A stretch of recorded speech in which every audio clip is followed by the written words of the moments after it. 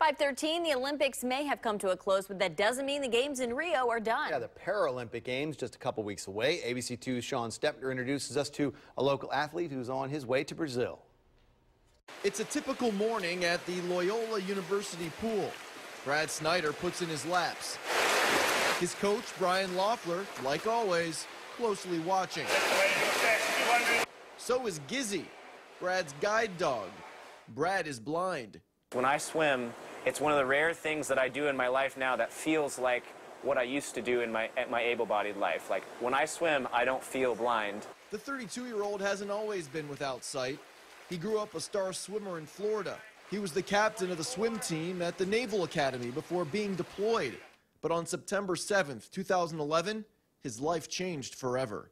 I was a part of a bomb squad for the Navy for about 7 years. I made 2 deployments, one to Iraq, one to Afghanistan, and unfortunately at the tail end of my deployment to Afghanistan, while on a combat mission, I stepped on an improvised explosive device that was buried in the ground.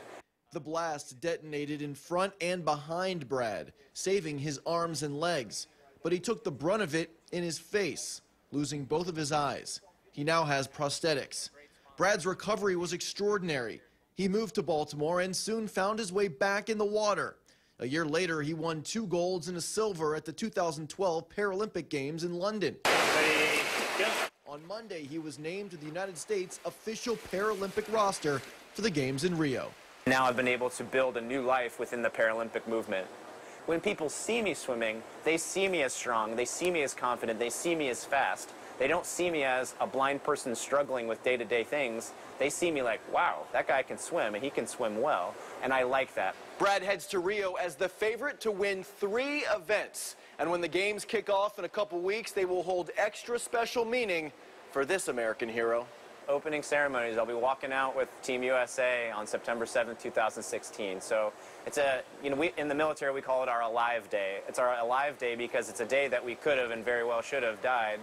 Life is very rich after an experience where I laid on the ground in Afghanistan and really, in effect, reconciled my own death. And so to be able to come back is amazing enough. Brad leaves for Houston later this week for more training. He flies to Rio on September 1st.